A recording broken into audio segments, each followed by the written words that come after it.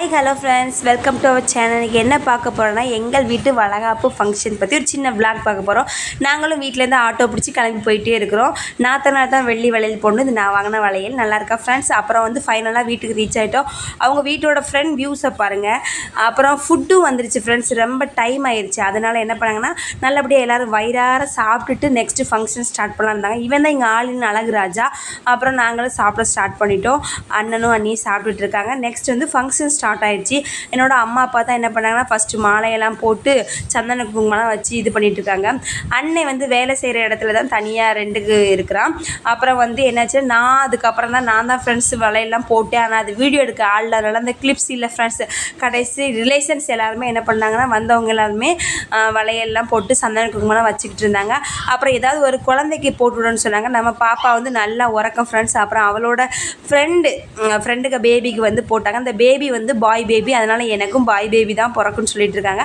Okay friends, அதையும் பார்த்துலாம். கடைசி சைடில் நானும் வந்து என்ன ஒரு வீடியோ எடுங்கிறேன்னு சொல்லிட்டு சந்தன குங்குமம் பூசுகிற மாதிரி ஒரு கிளிப்ஸ் ஒரு பிள்ளை எடுத்து கொடுத்துச்சுப்பா. ரொம்ப சந்தோஷமாக போயிடுச்சு. கடைசி ஃபைனலாக ஃபங்க்ஷன் முடிஞ்சு அண்ணி அவங்க வீட்டுக்கு கிளம்ப ஸ்டார்ட் பண்ணிட்டாங்க. இது வந்து மாமியார் வந்து ஒரு பொதியல் பொதிஞ்சு கொடுப்பாங்களாம். இதை வந்து அவங்க வீட்டில் போய் தான் ஓப்பன் பண்ணி பார்க்கணும். அந்த மாதிரி ஃப்ரெண்ட்ஸ். எல்லா பலகாரங்கள், கருப்பட்டி, என்னென்னமோ வச்சுருக்காங்க. மஞ்சள், பழங்கள் எல்லாம் வச்சு ஒரு பார்சல் ரெடி பண்ணி அவங்க முந்தானையில் வச்சு முடிச்சு கொடுத்துட்டாங்க. அப்புறம் எல்லாமே முடிச்சாச்சு. அப்புறம் எங்கள் அண்ணனை பார்த்துட்டு, தம்பியை போகிற சமயம் நீங்கள் பொண்ணை பார்க்கக்கூடாது, அதனால் நீங்கள் வந்து எழுப்பி பேக்கில் போயிருங்க அப்படின்னு சொல்லிட்டாங்க. எங்கள் அண்ணனும் எப்படான்னு காத்திருந்த மாதிரி, சரி ஓகே நான் பேக்கில் போகிறேன்னு சொல்லி அவனும் எழுப்பி பின்னாடி போயிட்டான்.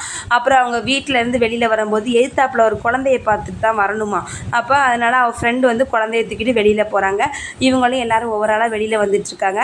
அப்படின்னா அது என்ன ஒரு சாத்திரம் ஃப்ரெண்ட்ஸு. வெளியில் போகும்போது குழந்தைய வச்சுருக்கவங்களாம் அவங்க பார்த்துட்டு தான் இவங்க கிராஸ் பண்ணி போகணுமா. அதனால் ஒருத்தவங்க குழந்தைய எடுத்துகிட்டு போகிறாங்க. இவங்களும் ஃபைனலாக போயிட்டாங்க. லாஸ்ட்டாக அவங்களும் நல்லபடியாக கிளம்பிட்டாங்க. பேக் சைடில் போய் எங்கள் அண்ணனை பார்த்தா அப்படியே ஹாப்பியாக இருக்கான். பொண்டாட்டி ஊருக்கு போயிட்டாடோ அப்படின்னு சொல்லி அவனும் உட்காந்துருந்தான். அப்புறம் நேராகிடுச்சு ஃப்ரெண்ட்ஸ். நாங்களும் ஆட்டோவை புக் பண்ணிவிட்டு ரிட்டன் வீட்டுக்கு கிளம்பிட்டோம். ஓகே ஃப்ரெண்ட்ஸ், பாய், லைக், சப்ஸ்கிரைப்.